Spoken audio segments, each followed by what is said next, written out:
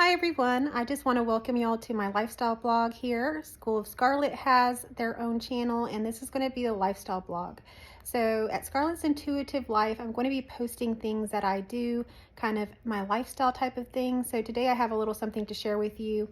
My first video was just about my cat and how I kind of ground with her and just different things. So I'll be sharing, things with my pets, my land, my animals, things that I do around here so that you can get an understanding of what lifestyle is like for me.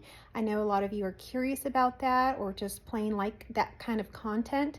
So I'm going to be posting that here. So if you like that kind of content, go ahead and subscribe to this channel, share it with people if you like. So it's going to be a little bit of everything. It's not going to be just all psychological or spiritual or anything like that. It's going to be really what I do lifestyle wise, what I really do.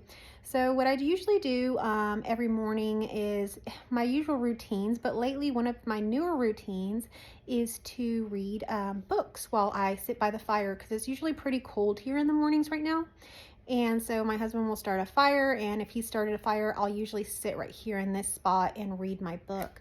So today I have The Walk by William Du Bois. And this book was gifted to me by my father. You can see I have my highlighter in there. One thing about me is I love to highlight books. I love to highlight anything that stands out to me.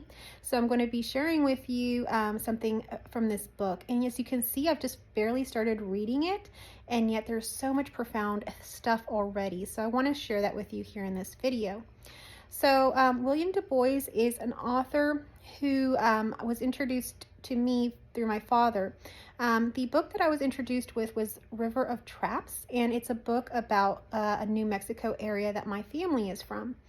And in that area, there was a couple guys that were authors, and they were out there in that area living near that New Mexico area of Taos, New Mexico. That's a little bit more artsy and open. So these individuals were much more open and receptive to what we usually talk about at School of Scarlet, that sort of thing.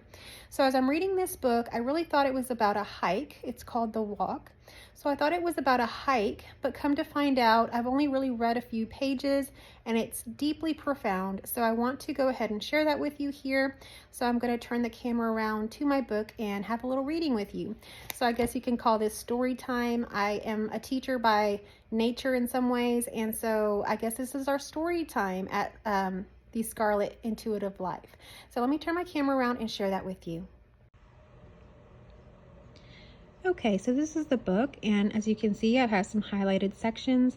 He's at the point where he's coming to his walk, and now it's becoming night, and he's describing what the night is like there. And it's very profound, and like I say, this is only page 4 in the book, and it is getting very juicy. So let me go ahead and read to you here.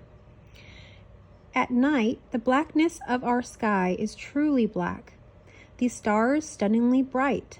Across the center of the heavens, the Milky Way spreads like a smear of butterfat, shining so intensely that there seems to be no dark between the stars.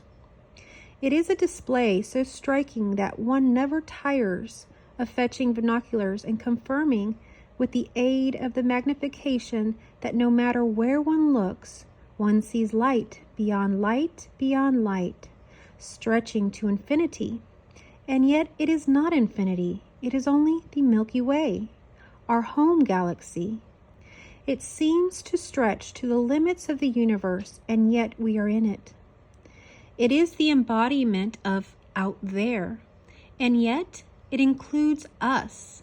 In this way, the view from the cabin and its writing desk has the power to draw one's imagination to the limits of the cosmos. Now I have to share something with you. I highlighted that passage because it's very true.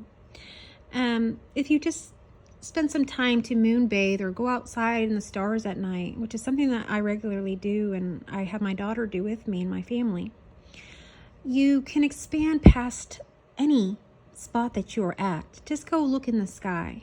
That is one way to expand. But it is so interesting, the writing here, how he talks about it being out there, yet it includes us. Do you see we're not separate from anything, dear friends? So let me keep reading for you here because that all sounds so beautiful, doesn't it? But let me tell you the truth about life. Have no doubt, though, this cabin does not stand in Eden. The wooden stove is smoking unpleasantly, and legions of spring flies that hatch in the pasture soil are on the march, buzzing towards the warmth of these adobe walls, creeping under the door sill and just through the walls, perhaps following the grain-wise splits of the floor beams, the roof beams, the round whole logs we call vigas. Others penetrate gaps around the window moldings or through the cracks I can neither fathom nor find. Only a few have yet arrived, for it is still early in April, but I know that they are on their way, and their ranks will soon swell to become an army of distractions, of disturbances, of disgust. As even Eden had its snake, every cabin has its flies, and this one has more than any other that I have ever known.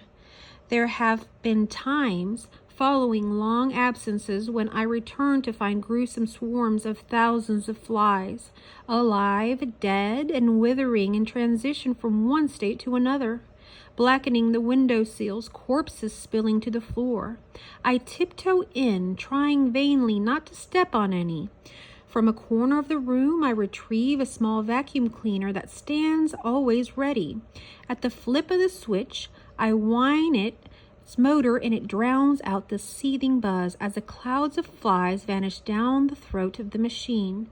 The room fills with cloying, with sweet odor fainting redolent of peanut butter, which is the smell of fly bodies rendered by the violence of the vacuum into a mightily greasy dust. Whoa, what do you think of that? So while we can look into the sky and experience infinity and oneness with the eternal, in that same moment we are still in a cabin. And in that cabin, it is not exactly free of everything. In every cabin, there are flies. And in Eden, there was even a snake. So it's only to show that you're going to have polarity in your life. You're going to have the good, the bad, the beautiful, the ugly. You're going to have those opposites, dear friends. That's just part of life. Now, what will you do? Will you sit there and cry? Will you sit there and complain?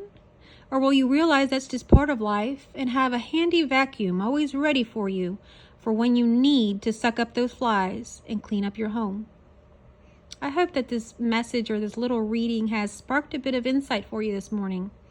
I just wanted to share a little bit about what I do in the mornings, and reading books, not specifically anything spiritual, just anything in general, can really, really awaken you to many different perspectives of life, because you see, the writer is really writing from their heart.